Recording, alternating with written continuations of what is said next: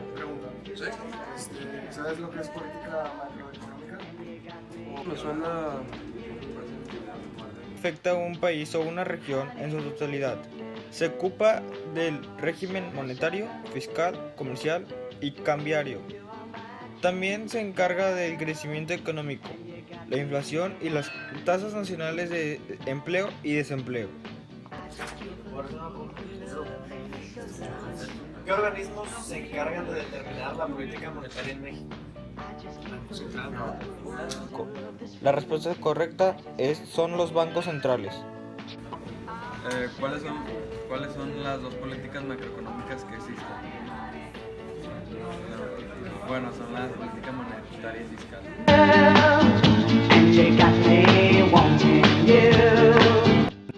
¿Qué organismos se encargan de determinar la política fiscal en México? Bueno, la respuesta es Gobierno Federal.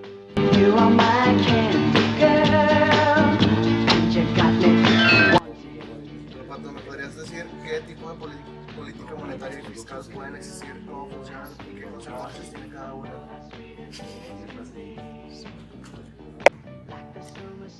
La política fiscal expansiva se lleva a cabo en situaciones en donde la economía está creciendo económicamente y también es aplicada cuando hay altos niveles de paro económico.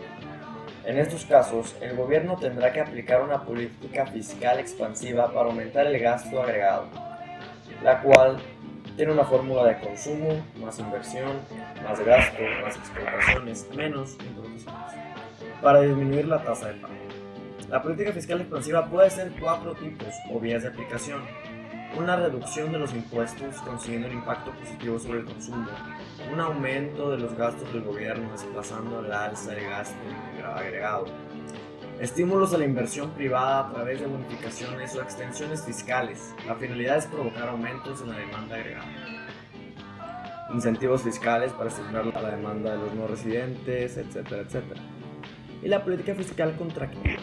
Cuando existe una situación inflacionista provocada por un exceso de demanda agregada, en este caso sería necesaria una aplicación de política fiscal restrictiva, procediendo de forma contraria para reducir el agregado.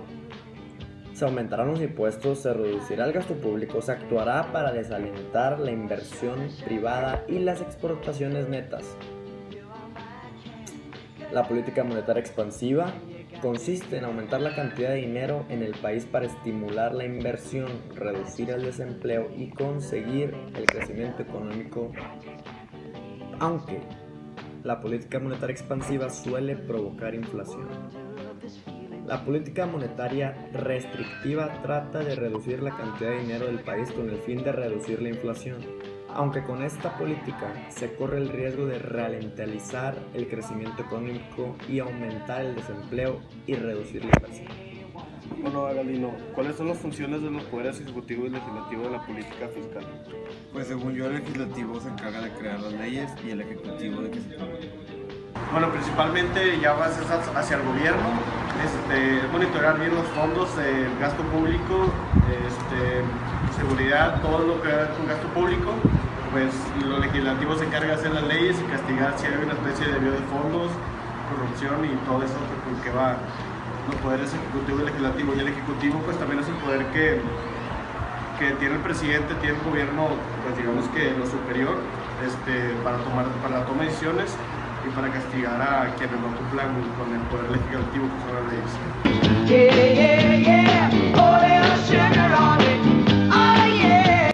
Bueno, principalmente esto hace que hace los funcionamientos públicos y urbanos, y uno de los principales objetivos es liquidar toda la pobreza pues a nivel internacional.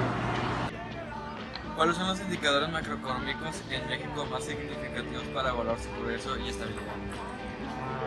Son el PIB y la tasa de interés. Bueno, los principales indicadores macroeconómicos son el PIB.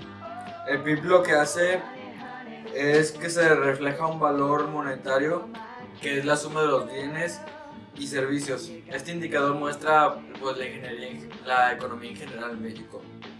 Otro indicador sería la tasa de interés, que es muy importante, ya que su finalidad es representar las fluctuaciones de los precios y de las divisas en el mercado. Y otro indicador también muy importante es la inflación, ya que aumenta el valor de ciertos productos. Describe con fundamentos históricos cómo se estructuró el modelo económico mexicano de la manera que opera actualmente. Pues yo considero que desde que México se unió al TLC con Canadá y Estados Unidos, ahí fue donde se logró el cambio. El TLC, que fue firmado en 1992 por su actual presidente Zedillo. El TLC implica a 3 países, México, Estados Unidos y Canadá. Y el TLC lo que hace es crear un lazo de comercio entre esos 3 países, y los 3 países ganan pues bastante dinero porque no existen divisas o aranceles de los productos. Identifica con las ideologías que explican la estructura y funcionamiento del modelo económico mexicano actualmente. Pues son el neoliberalismo y el capitalismo, ¿no? Muy bien. Una ideología que muestra el funcionamiento y la estructura del modelo económico mexicano es el capitalismo, ya que como nuestro vecino Estados Unidos influye mucho en nuestras decisiones y cómo se ha estructurado este país, también influye mucho en el modelo económico que es el capitalismo, que se basa en el comercio internacional con otros países, creando lazos, y como el caso ya mencionado del tratado de LECAN con Estados Unidos, México y Canadá.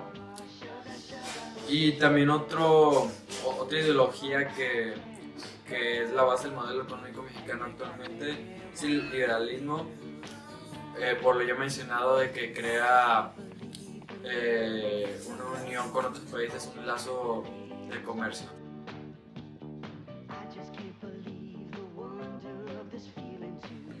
La estructura del modelo económico de nuestro país impacta de manera no tan directa, pero de todos modos afecta a el respeto de los derechos humanos, porque lamentablemente la sociedad mexicana discrimina a esos con escasos recursos, y esas personas, gracias al modelo económico del país, no tienen recursos, ya que el gobierno mexicano no reparte de manera equitativa el dinero a los habitantes.